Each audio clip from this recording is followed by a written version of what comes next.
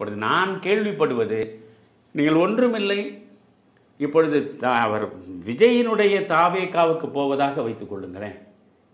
இப்பொழுது விஜய் தனியாக நின்றால் அது திராவிட முன்னேற்றக் கழகத்தின் ஆட்சியை மீண்டும் கொண்டு வருவதற்கான ஏற்பாடே தவிர வேறொன்றும் இல்லை.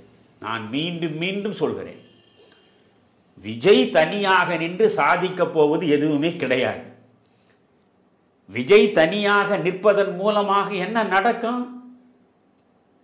திராவிட முன்னேற்ற கழகத்தில் இப்பொழுது புதிதாக பிரேமலதா வருகிறார், ராமதாஸ் வருகிறார், இவர்களுக்கெல்லாம் இடங்களை அதிகமாக கொடுக்க வேண்டிய ஒரு நிலை வந்தால், அப்பொழுது விடுதலை சிறுத்தைகளுக்கு, கம்யூனிஸ்டுகளுக்கு ஏற்கனவே கொடுத்த இடங்களை கொடுப்பதே முடியாது, அந்த எண்ணிக்கையை குறைக்க வாய்ப்புண்டு என்ற ஒரு நிலைப்பாடு நேருகிற பொழுது, இந்த இடத்தை விட்டு நமக்கு மிக கூடுதலான இடங்களை தரக்கூடிய இடம் விஜய் கட்சி என்று அவர் அங்கே போகலாம்.